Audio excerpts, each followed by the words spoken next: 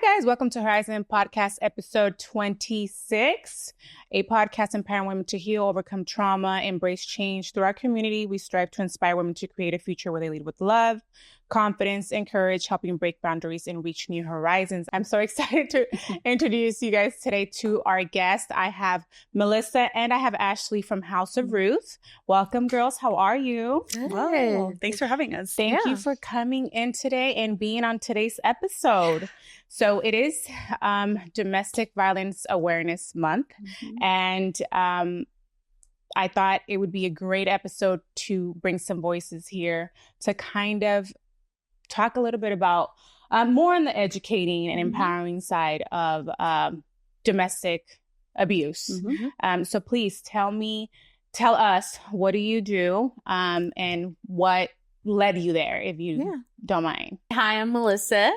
I am the Chief Program Officer at House of Ruth, and I have been there for a really long time, and I am passionate about the work I do. I really do consider it a privilege to be able to work there. I started out in this movement working with women in substance abuse early on in my career, went, and as a social worker, started working with children, and soon knew that although children obviously need help, I really enjoyed working with women, and that led me to House of Ruth. And I just see such a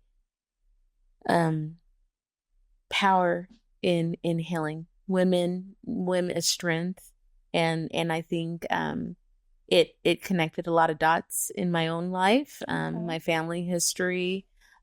Things that my grandmother experienced, my mother experienced, and every day I just got to show up for survivors and encourage them and see the strength that they would make every day for themselves and their family. And here I am 25 years later. Wow. And I really do just feel honored and blessed to still be in this work.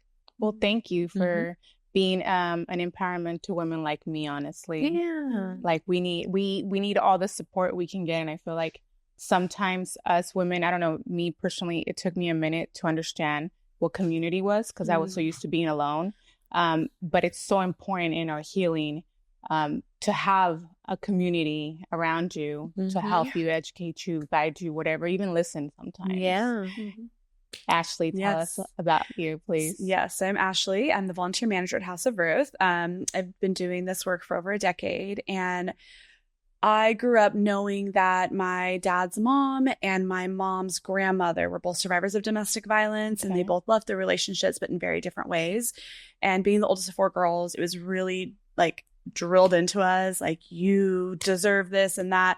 And yet I still found myself in an abusive relationship at 15 years old. Oh, wow. And it just really started there. I found myself into my degree, and then I found House of Ruth, and I started volunteering, and I was like, yes, this is where I want to be. I always knew I wanted to help people. I didn't know in what capacity that would look like. And I also really much believe in community, the power of healing. We are not meant to live this life alone. We're not meant to heal alone. We're meant to heal with others. And the more I can create spaces where people can heal, so teaching yoga, meditation, having groups where people are able to share food and do art, all of that is so important. So I love the work I do. I keep coming back. I left for a little bit, came back. It's really in my heart. It's ever since I was a little girl. So I love that. That was beautiful. Wow. Oh, thank you. That was powerful in itself, to be honest with you, because it's true. Yeah. And I mean, you have a little bit more of an insight because you experienced it yourself. So you kind of relate. I feel like when we relate, we're able to, what is that? We're able to understand, right? Ladies, what are some of the most common misconceptions about domestic violence? I think the one is that it's an anger issue. Okay. Domestic violence is not about anger. It's a cousin, but it's not about anger. It's about power and control. Wow. I'll be, okay, you taught me something. This is going to be educational for all of us, including myself, okay? Because I will be honest with you. I attach it to that. I attach it to trauma, and I attach it to just us adults. The way that I saw it is the only emotion that I knew was anger. Right. So I attached to that, and the same thing with him, like our trauma, anger. I didn't know anything else besides anger. That's what made me think that's what it came from. Yeah. Okay, so tell me more. So one, anger is a secondary emotion. Okay. It comes as a result of other emotions that are often ignored. Yes. And so it's not an either or, we don't have to. Can it be about trauma? Yes. Is anger a part of it? Yes, because there's other feelings that are often ignored. But the root of domestic violence is power and control, and it's someone's unhealthy need to have power and control over another person. Wow. Now, we could take that same thing and say a person that causes harm, and that's what we label what some may formally say an abuser or my batterer. We call them persons that cause harm. They may get angry at their supervisor. They may get angry at their brother, their best friend. They may not hit him. There might be immediate consequences to that. You could get fired. Right. But they may go home to their partner and get angry at them. Yeah. And that looks a little different. So it's not about anger. It's about power and control. Yeah. Wow. Yeah, because that's always the example I give too is, we would always ask clients, does your partner have a job? Well, yeah. Do they have a boss? Yes. Would they treat their boss this way? Well, never. Right. Because their boss has power over them. Wow. So it is a choice that someone makes. Now, is it a choice for like driving home? Like, I'm going to do this? Likely no. Yes, there are elements of that as well. But it's like, it is a choice. Therefore, they can choose different. But that's a whole nother process, right? Of their healing, them taking accountability for the harm that they're causing. Because a lot of times victims blame themselves for the abuse, which is another misconception, is it's not the victim's fault if they get harmed, right? Yes. And a lot of times when we think about the cycle of violence, we have the tension. No, we have the honeymoon, the tension, and the explosion. And after the explosion, the honeymoon comes back, right? Yes. And during that time, the person who caused the harm, who abused them, is saying things like, I'm so sorry, I'll never do it again. And rather than actually just stopping it there, they're saying, but you were acting like a bitch, or you knew I didn't sleep good last night, and yet still, so it's never actually apologizing. No, it's apologize, but then there's a but. But there's a reason. Yeah. It removes that accountability. Right. Yeah. Like if my partner and I have a disagreement, I'm able to say over years, I've done my own healing work, but able to say like, I'm sorry I acted that way. That wasn't okay. Even though I want to say, I didn't, but I stopped myself because it's like, because I'm a human, right? Because I'm like, but I'm like, no, that's not true accountability. So like, I'm sorry I acted that way. That's not okay. Yeah. And that's it. The end. I'm going to do better. I'm going to try harder. Whatever.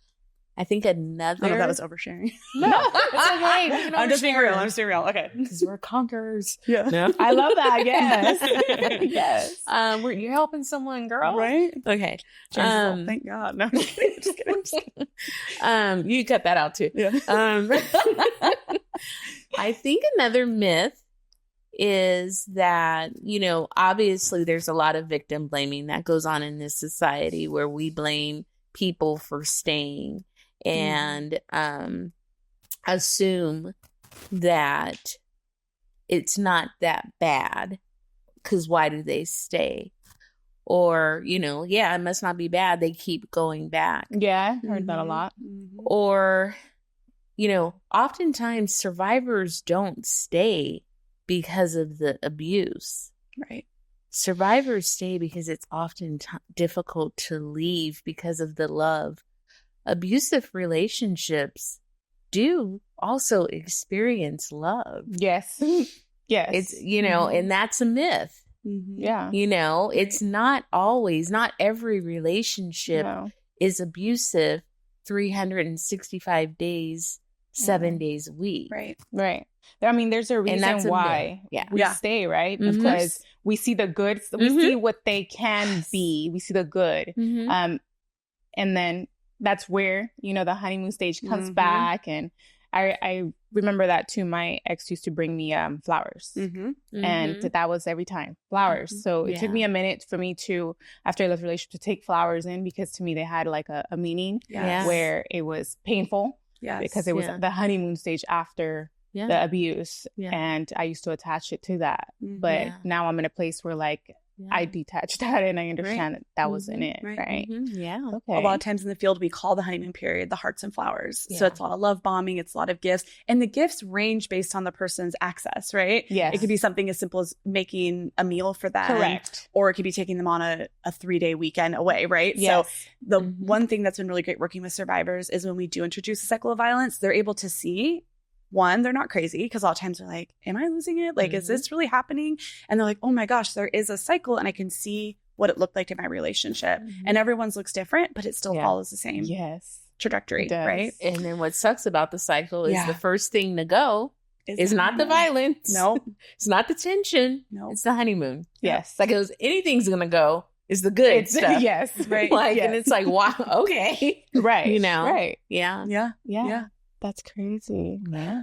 You said something about the love and the... love. And that's another piece. And maybe not so much a myth, but like there's a lot of shame when victims do come forward and decide to leave a relationship. When I worked in our shelter, there was a lot of grieving of the relationship. And there was so much embarrassment and shame from survivors feeling like, well, they treated me so bad. Why do I of course you miss them. There were good things about this person. There is, yes, a lot of harm that was caused, but you were missing the pieces, the hope that you had. You're having to say goodbye to that. The dreams that they promised, the things that were good in the beginning. It's okay to grieve them. Any relationship, regardless how bad it is, there is going to be a grieving process and it's going to look different for everyone. Yes. So even just that for survivors of knowing like, it's okay to miss them. It's okay to feel sad. It's okay to cry. You know, I think I was at a conference once and they really did this Blue Shields did put a survey out to all survivors, and it was I forgot the study that they did, but one of the findings that they had when they did the survey with survivors, asking them about agencies such as House of Ruth and just throughout the country, where the disconnects were. And what survivors said is how agencies thought that leaving an abusive relationship was a success. We viewed that as a success. Okay. Survivors didn't. They felt like it was a failure, right? Because their relationship was over because of the things that Ashley said. And it was more because they felt like I didn't want my relationship to end. I wanted the abuse to stop. That's all. Yes. Yes. I can definitely relate to that 100%. It was, I never thought about leaving. I just thought about if he could just change. Yeah. And I think every woman does this. We give it our all. So we can say that we gave it our all and not leave the relationship like that. Yeah. And in my thought process at the same time, you know, I thought I was giving it my all of what I could in that moment. And I remember feeling like that too. And I remember viewing it like, I don't want to be a single mom like my mom. Yeah. I've said that, you know, in the podcast before. And I viewed it as, it wasn't bad, but I viewed it like a failure. Yeah. Like, I want something different for my daughters, but I didn't know that what I was doing by staying that was creating an environment of trauma for them and me. Yeah. So I do remember thinking that to myself after I left, and I was just like, dang, like you do feel like that. Yeah. It's took me a while to process and understand that, because my therapist used to tell me, be proud and be, it takes a lot of courage to leave and not go back. And I never understood what she used to tell me that all the time. And I was like, why should I be proud that I left? Like, and she's like, that's the hardest thing you could do. And I didn't understand until I started healing. And I started, I forgot what it was that made me understand it's hard. It's hard to leave. It's hard to stay away. It's hard to not go back. And it's hard to stay grounded in I'm not going to be treated like that no more, and understand that it wasn't a failure. Yeah. So I definitely relate to that. That's crazy because, I remember thinking that too. That's That's what I love about House of Ruth's approach, because we truly believe clients are the experts in their own lives, no matter what. I love that. And they know what they're going to do. Yeah. And so if you take the national average of it takes a survivor 7 times to leave before they leave for good, if we believe that they're going to be the experts in their own lives, if we believe that they left, we don't judge them. If they decide they're going to go back, and our goal is we want you to be safe. We're going to talk to you about, hey, if you're thinking about going back, let's just safety plan it. And we're going to talk to you. It's difficult to be safe in an abusive relationship, but let's talk about what that looks like. Let's talk with you about what it looks like when an argument is getting ready to happen. Try not to argue in the kitchen or the bathroom or wherever danger can happen. I mean, we really talk with them about those things. But if you're going to go back, or sometimes they're just embarrassed and they don't tell us, but nevertheless, if they go back and they decide to leave again, when they come back to us, we take that as a compliment, because we know that they, although they may be embarrassed, they still came back to us to get the resource they need to try it again. Okay. Rather than felt judged and feel like they can't come back because we're like, why'd you go back? Yes. Like, well, we would never do that. Never. Yes. Yes. I understand. Yeah. No, that's good. Okay, ladies, what are some early red flags that people often overlook? Can I touch on one more myth really quick? That's, I think, really important to talk about. So another myth that I hear all the time is that drugs and alcohol cause domestic violence. Oh, yeah. So a lot of times when we're doing our DV 101 classes with our clients can attend a 10-week course where they learn all the pieces of domestic violence. We talk about that and we say, yes, drugs and alcohol can lower inhibitions. True. We may see the violence escalate under the use of substance, but when they actually examine the relationship, they can see that power and control was existing when the person was sober. So maybe they weren't physically abusive when they were sober, but they were very emotionally abusive or very financially abusive or spiritually abusive or anything. But then when they would drink or use drugs, then the physical got added into that layer, right? Or it was added into that dynamic. So again, drugs and alcohol do not cause it, because that also, is one of the excuses that people that cause harm will use, right? Well, I was drunk and I don't act like that when I'm drunk. Okay, maybe you don't. And there's other things that are happening when you're sober that are abusive and power and control. Yes. And then what I always like to say is, I don't remember where I heard it, but it's like, if I know that when I use substances, I become more violent to my partner, and I continue to choose to use the substances, I am therefore choosing to be harmful, right? Wow. Because it's like, if I know when I drink, I get physically abusive, and I'm drinking, it's like, why would you so yeah. So again, it goes back to choice. It goes about power and control. I've learned so much in just this amount of time, honestly. I love it. Because I am a survivor, and that's everything I thought. Like, I was like, well, it's because alcohol and, but you're right. Wow. That's crazy. Yeah. I'm learning so much. Love it. Yeah. Let me ask you, what are some of the early red flags that people often overlook? Yeah. Jealousy. Oh, for sure. I've seen that. Like I said, I was telling you guys earlier, I have women reach out to me and I tend to ask questions because I don't know the story. So I just, from my experience, and that's something that I see. I see jealousy. I see one that I've seen recently is insecurities. Like the person is insecure themselves and they project that a lot onto the person. So then it starts to play with their mind early on. So I've seen that one. What else would you say? Just possessiveness, believing that because we're in a relationship, I get to, which also goes into power and control, is I get to tell you how to feel, how to think, how to act, what to wear.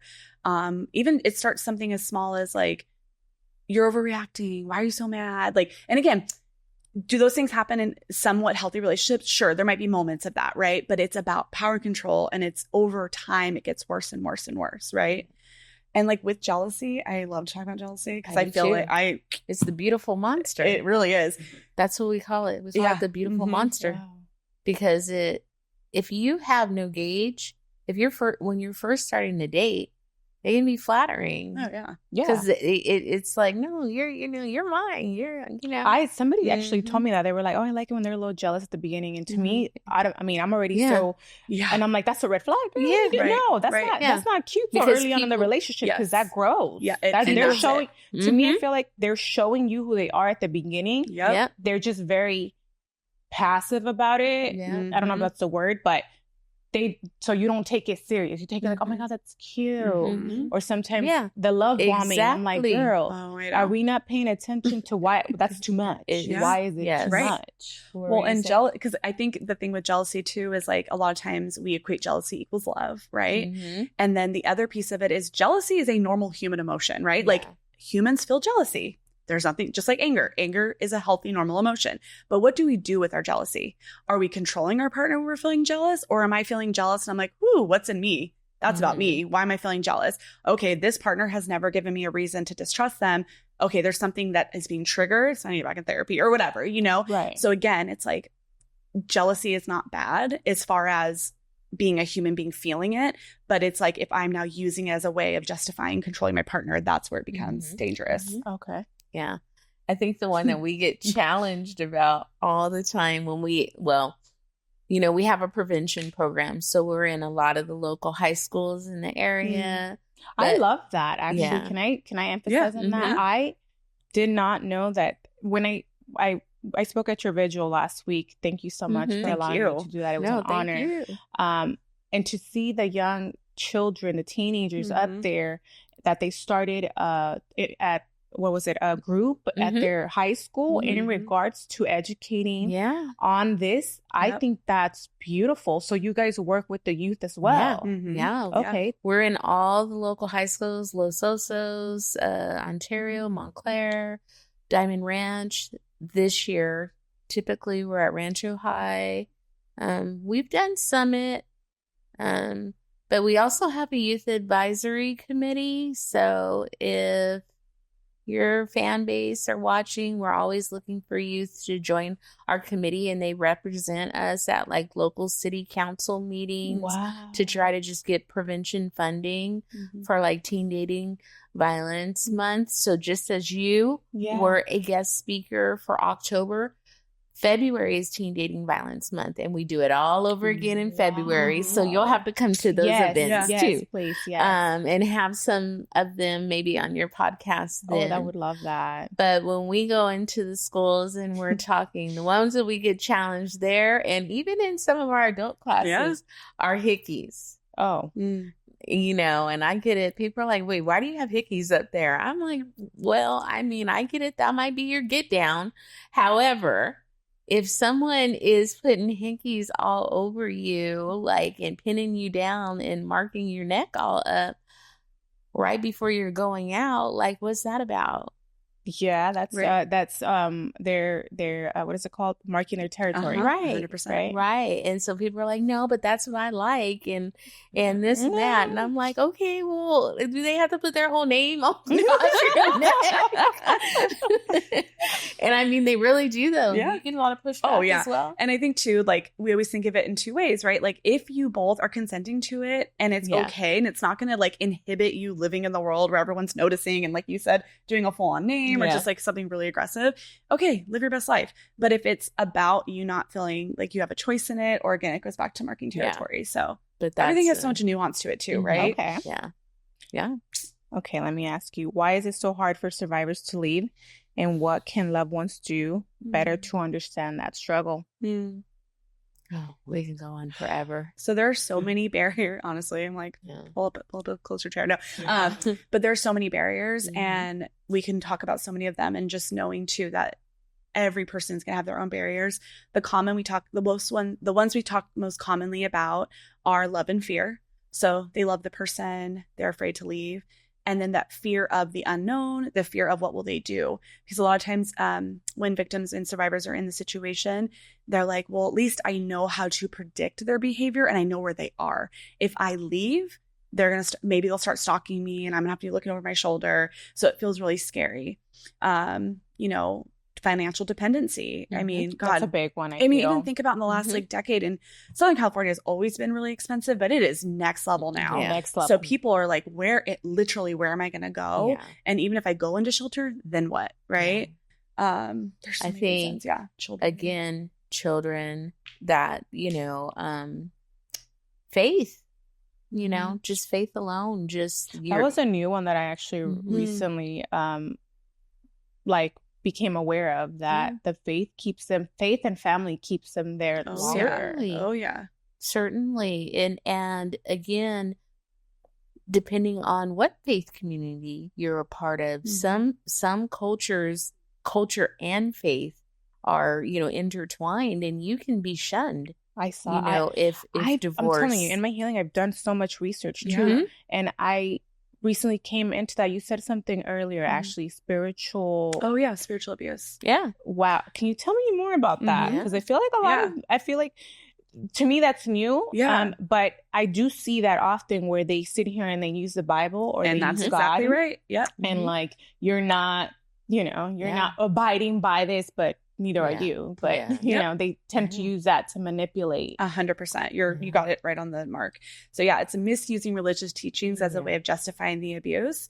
Either forcing the person to convert to a religion that they don't want to convert to, or not allowing them to practice their religious beliefs, so either end of the spectrum, right? Denying their existence of a higher power, and it's just more to it as well. And I think it's just really important. That's one of the other things that House of Ruth does. We partner with a lot of different faith communities of different denominations, just to make sure that we're helping them develop domestic violence protocols within the faith community, because oftentimes survivors will seek out their faith leaders to try to save their marriage. And just like with counseling, if there is active DV going, any great counselor knows you shouldn't put couples together if there's active DV. Faith leaders need to also know if there's active DV going on, it is best to counsel a couple separately. Okay. And then bring them together if applicable once the domestic violence is addressed. Because oftentimes when there's active DV, you go to your faith leader, the survivor is very trusting and thinking, I'm going to tell you everything that's happening. Help us. We want this to stop. Pray with us, this and that. And so many times it's been reported that on the drive home, that was the worst beating they've ever gotten in their lifetime. You know because the person that causes harm feels outed. How dare you put our business out there? I actually, our first step was like, we went to a Christian therapist at a church, and I'll never forget that. That was like, our attempt at like fixing the issue. And yes, not that whole thing happened, but he in the car was just like, we're never going back. She didn't listen, because right away she stated like, this is unhealthy. Is this happening now? And, we were being transparent and honest, and he was just like, we're not going back. And I'm like, but that's the point. We're supposed to be honest, and we're supposed to, so they can fix, whatever. Because in my head, it's like, and even after, I remember after I found out that he cheated, I got another therapist, but this time was online. And I remember she told me, well, you have to leave, because at this point you've experienced this is that type of abuse. And I was like, I'm not called, like in my head, I was thinking, I'm not coming to you for you to tell me to leave. No, I'm coming to you to hear me and tell me how to fix this in my head. And she was like, I think I had like 2 sessions with her. And I was just like, in my head, I'm like, you're not telling me, you're not listening to me. You're not telling me what I want to hear. But the whole time she was right, because at that point it was far gone where like, you need to just go. But we don't think like that. I'm like, no, you can fix him. Like, it's just, he could change, but it's a change of a week. And then it's in the inconsistency of the roller coaster of emotions. Absolutely. Yeah. But I think also that when Ashley was naming all of those things, I think just denying that God exists, denying that God loves you. Again, no matter what your faith is, when you are experiencing horrific abuse and you feel like all you have is God protecting you, and then you have this person abusing you and they are manipulating you mentally, emotionally, and spiritually, the brokenness that you feel inside Yes. is a form of just the worst type of spiritual abuse, and sometimes turns people away from their faith communities for the rest of their lives. I remember reaching out to my church through email, and I was like, I need counseling. I was like, I'm going to get counseling. And I don't think they replied back. And I remember that turned me down too, because I felt so defeated. Like I reached out to I'm alone. Like you feel alone. Yeah. I mean, I already feel alone, but then you feel alone. So that was a discouragement for me too. I remember thinking that. So that's crazy. Yep. So like the good thing is like, I remember when we had received some funding to particularly partner with different faith communities. And I was really excited about that, to just be able to talk with faith leaders about this is so important. We realize that people in your faith community may never come to House of Ruth. Here's how to safety plan. Here's what you should do when they come to you. And that's important, because there'll be countless of survivors of domestic violence that may never come to House of Ruth. People need to know what to do. I also want to mention, like, just deeper with children, like what you said, I seen of like, oh, I didn't want to be a single mom. That is such a common feeling and a reason why people stay. And like, it's so normal, because it's like, if I can just keep this relationship together, then, my kids will be okay. And children are absolutely can be a huge barrier into wanting to stay longer. Right. And just like you touched on beautifully, yes, folks can stay. And what's better, two parents separate where there's not abuse, or abuse not, right? And again, I know there's a lot more layers to that, but like you said, denial of someone's God, but also just denial that the abuse is happening. Yeah. So like what you said too, like reaching out and not getting, when we reach out to people or when someone reaches out to someone for support and they victim blame, you've just cut that string, right? We do a string activity with our advocates where it's like, the victim goes constantly and asks questions. They cut a string every time they get a bad response. But it's so true. I think one of the biggest things we tell people if someone does come to you and discloses abuse is happening, to believe them. Number one, believe them. Even if both people in the relationship and your knee-jerk reaction is to, what? Okay. Hear that. Okay. Hold it in, right? And listen and believe, because you may be the first person they've told, and your response is going to be very paramount in what the next step is for them. Yeah. And if we are like, well, no, they seem like such a good person, it's like, okay, no one believes me. Yeah, that's what it was, because I was so quiet about my relationship. I did it. I never spoke about it, never did anything. So when I first came out that I was a victim of abuse, everybody was shocked. Like, what? What are you talking to? You? Like, and especially because I do have a very strong personality, I think, and a character to myself. Right. Where I hold myself to a certain, like, the way I carry myself.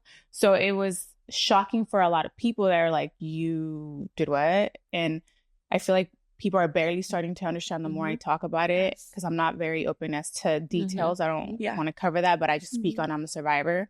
So it was a shocker to everybody. Like, what? My family kind of knew, because we used to live together. So they walked in a couple times, but it wasn't how it got towards the end. But the same thing with them. It was just like, they're limited to what they could do. And they also suffered abuse themselves while living with us. He was trying to control everything and everyone. So it doesn't just affect the person, it affects the families as well. Yeah, absolutely. And I think, again, going back to that power and control, and what I said about survivors are the experts in their own lives. So again, if someone leaves their abusive relationship and they are coming to you as support, and you turn around and you don't see them as capable, as a capable human being in control of their own lives, and you're telling them what to do, how to do it, when to do it, how they should do it, I mean, they might as well go back. Right. They might as well go back because you're doing the same thing that the person that causes harm is doing. So why not just come along the side and support them? How can I support you today? Yeah, you know what? I had a friend that reached out to me, and she was like, this month, she was like, hey, I wanted to ask you a question. I haven't spoken to her in a long time. And she was like, when you had called me one time when he did something, she was like, how could I have been there for you? And she was like questioning, like, you know, because I feel like I could have done more. And then she told me, I have somebody else that's going through it. And I just always thinking about you. I don't know if I did enough. And I was like, to be honest with you, now that I'm out of it, and like the way that I'm also learning to be there for people is just don't be judgmental. And it's so easy to say, just leave. Because even at the beginning, I used to be like, just leave.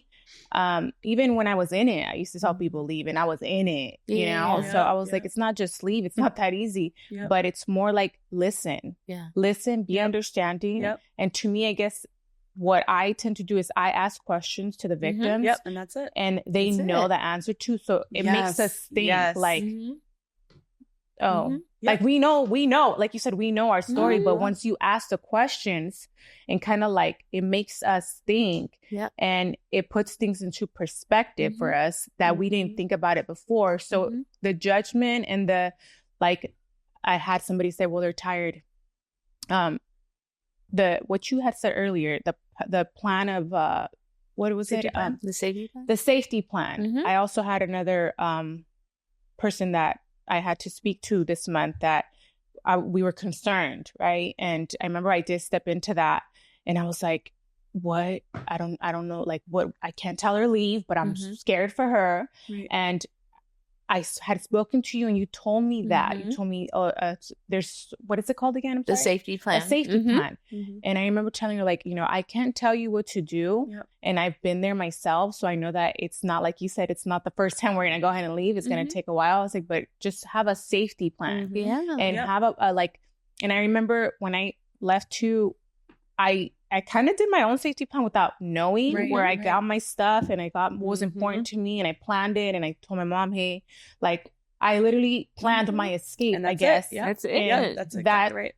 That was the safest thing I could do. It wasn't like, fucking gonna leave, and, you know. So it's literally about having a safety plan for in that situation. Because we don't plan it. It just happens. Right. And that's how it goes sometimes. And the thing about this that is important is it's not a one-size-fits-all approach. No. Right. Everyone looks different. It's different. Everyone's situation, everyone's relationship is different. Yeah. You know? And you're going to have countless of survivors on your couch because your podcast is going to grow. And you have to remember that. Every episode is going to look different because everyone's story is going to look different. So we have similar patterns, right? But everyone's different. And I realized that too myself. Oh, yeah. And I think too, like, when we think about how we can show up for people, sometimes when someone is in front of us telling us this horrible thing that's happening to us, there's this fear of like, I want to say the right thing. We don't need to say anything. Just listen. Like you said, because it's like, then we get stuck in our heads of like, oh, what should I say? It's like, ask questions. Listen, validate, and provide options, never advice. So our big thing at House of Ruth, and most anywhere that's doing this type of work, we never give advice. We provide options. So it's by asking questions of like, what do you want to do? Here's some options that are available. That. Okay. You know, do you want to stay tonight?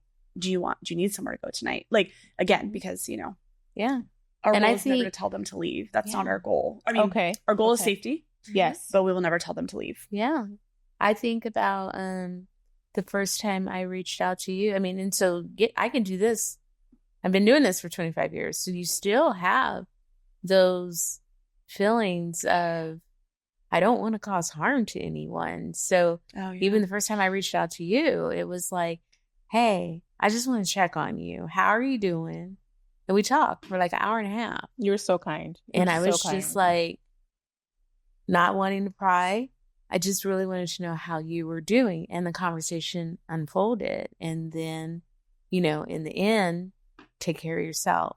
I really appreciated the conversation, to be honest with you, because I don't speak to people that know what it's like, and you understood me in so many different levels. You understood me in the victim. You understood me, I think, as a host as well, going through that. So I really appreciated that conversation. Yeah. Thank you so much, because it was hard, and to take on, you know, the viewers and all the commentary that was going on top of grieving, and then having my own experiences into that was a lot to take in. Definitely made me more resilient, but it was a battle of, I don't think I've ever been so depressed. Like, I left my relationship and I was on survival. And I was in and out of the court, and I was trying to just keep me and my family safe. And I thought that was the worst of it. But then having to lose a friend the way that it was, and how everything just happened, I think that was like my final straw, where it was just like, it was too much. It was too much at once. It was too much at once. And I can honestly say that I don't feel like I am the type of person that gets depressed. Maybe I'm an active depressive person, because I'm so active and I'm used to like moving. But I was down for a while. And then hearing what so many people had to say in their thought, I think what got me was, people really think like this. Like, it doesn't matter if you are a victim, you're still not seen as a victim. They put the blame is always on the victim, I feel. And it gave me a different perspective, which I believe I am able to apply now for this. So I'm able to be more understanding, and I see it in such a broad, like, it's so, there's not just one way, because I was so just one way, and it opened up. I've learned so much through that, you know? So it was, I appreciate the conversation we had, the understanding. And I think it's just always still important to know that that's how conversations can go, though. You just stay curious about someone's journey. And you can be curious and not intrusive. And you know, connection is what's important. That's you know, when you genuinely are curious, and that's what connects people. You know. Okay, ladies. Now, for someone who isn't ready to leave yet, what resources or safety tips can you offer? So basically, how does House of Ruth help survivors, you know, in that aspect? Gosh, we have so many different Should we give like an overview of our services, maybe? Would that be helpful? Sure. Okay. Well, I think our starting point is our 24-hour hotline. Okay. So oftentimes folks can, you know, start with the hotline if they're in crisis, or if they just want to get resources and referrals to, you know, in-house services or external services. But we do have a shelter. We have an emergency shelter. We have transitional shelters. That's anywhere from like 6 months to about, you know, a year. Okay. And then we have counseling services. We have children's counseling, case management services, legal services, limited housing services, prevention services, volunteer services. I'll let Ashley talk about anything else I've not covered. But volunteer services. And just even like domestic violence classes. So we're really big on like the education piece, right? Okay. Of like DV classes, life skills, parenting, all the things that folks are going to need. And then so in the state of California, when someone wants to volunteer and work with survivors, they have to go through 40 hours of training. So I put on a training twice a year for advocates. And from that, you know, they learn crisis intervention, they learn about resources in our agency, outside of the agency. They understand all the intricacies when we think about violence as a whole on the globe, right? Like understanding oppression and power and privilege and cultural responsiveness.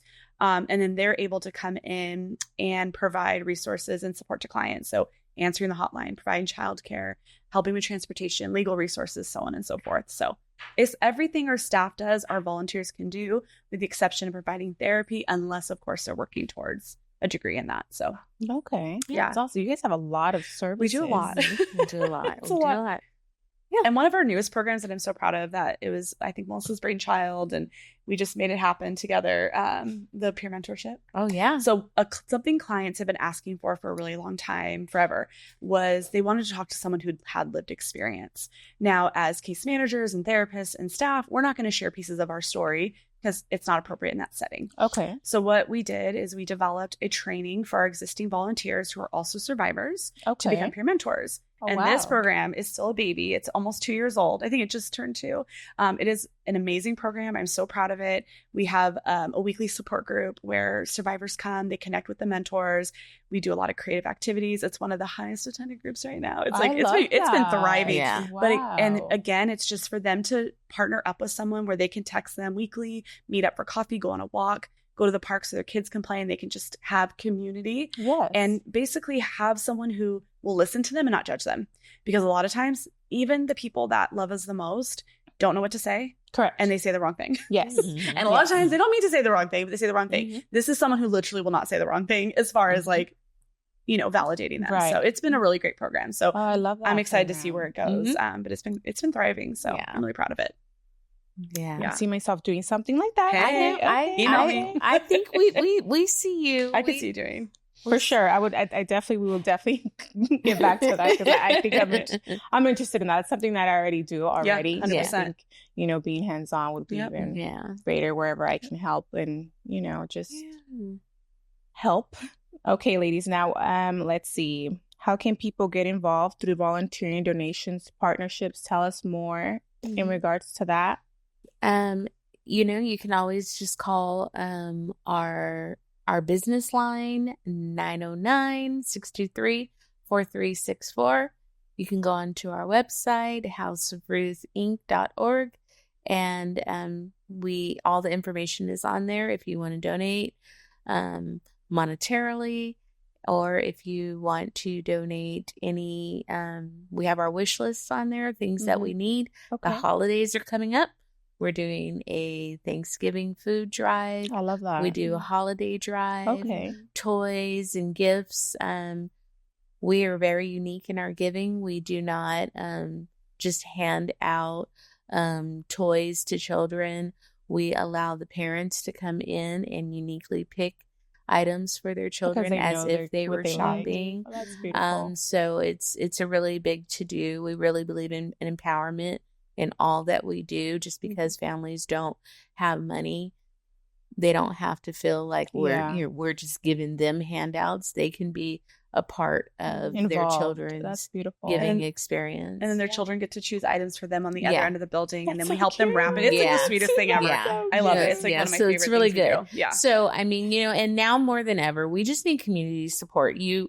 If you watch the news, you know what's going on, and you know that services against women and children particularly are really under attack. Okay. And so any help is help. Yep. Yes. Yeah. Okay. All the things. Okay. Now, what message would you like to share with someone listening who feels trapped or hopeless right now? You're stronger than you think. You have 100% track record of surviving your worst days. Help is out there. You do not have to do this alone. I love that. That was so good. That's so good. Just you're not alone. It's not your fault. We're here, and it shows strength reaching out for support. It does not mean you are weak. We all need help. Yes. We don't have to do it alone. Yes. I love that. Yeah. Any final words or messages that you guys? I think just thank you for having us here, and the amount of hope, wish, love, success that I have for you. Thank you. I just really want the best for you. Thank you. And I mean, I told you were one of my angels that came into my life, and like I told you, use me. I want to help in the community. Because we do feel alone, and community, to me, I know that community helped me heal, and it's helping me heal.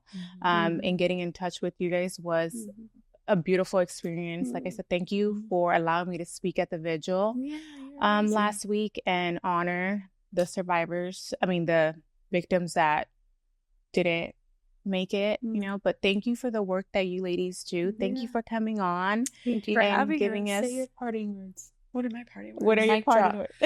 Okay, let me see what I have in here. No, I was kidding. I was gonna say something that I lost it. Hold on, give me a second here. It's profound. Yeah, it's gonna be. Yeah. No, it's not. It's stressed out now. I think something that has been more commonly understood is hyper independence is a trauma response, right? Like, I don't need anyone. I can do it myself, right? And I think for me and my own just healing journey into motherhood, I'm still so much a new mom. My son's 5. Of like, it is okay to ask for help. Yes. Like, quite literally, we are social creatures. This is what I'm always like on my soapbox about, is like community care is so important. We talk about self-care a lot. Self-care, yes, it has a time and place. And how do we practice self-care without community? Yes. So I think that is the hill I will die on, is we need community. We need each other. We're not meant to live this life alone. We're not meant to parent alone, do anything, So I don't know if that's. No, I love that. But that that is like, I feel so strongly about that. I love that.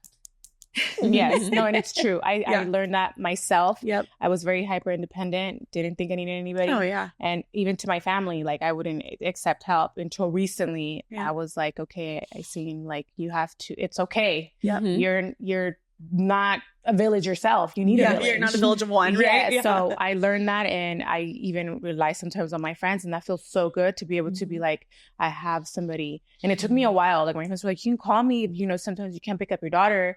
And I'm like, no, I'm used to doing things by myself. And I was like, I remember the first time, can you pick up my daughter? Yeah, of course. And I was like, wow. And I'm still adjusting to that, but for sure, that's something that I learned myself too. Yeah. Well, and so often if someone were to call you, you would probably drop everything to do it, right? Yes. So we have a hard time receiving what we're able to give so freely, Correct. right? Correct. So. Well, thank you, ladies, so much. Oh, thank you guys for thank tuning you. in to This Horizon is great. Podcast, episode 26. I have Melissa and Ashley from House of Ruth. Thank you guys for watching, listening, sharing, liking. I appreciate it all. We'll see you on episode 27. Thank you. This episode is brought to you by Guerrilla Marketing, a full-service marketing agency that helps brands, businesses, and creators bring their ideas to life. Guerrilla Marketing is all about creativity with purpose. They don't just make content, they craft experiences that get people talking. From social media campaigns to large-scale activations, they know how to make your brand stand out in a crowded world. And here's the part I love. They also offer beautiful professional studio spaces, just like you see in this one here.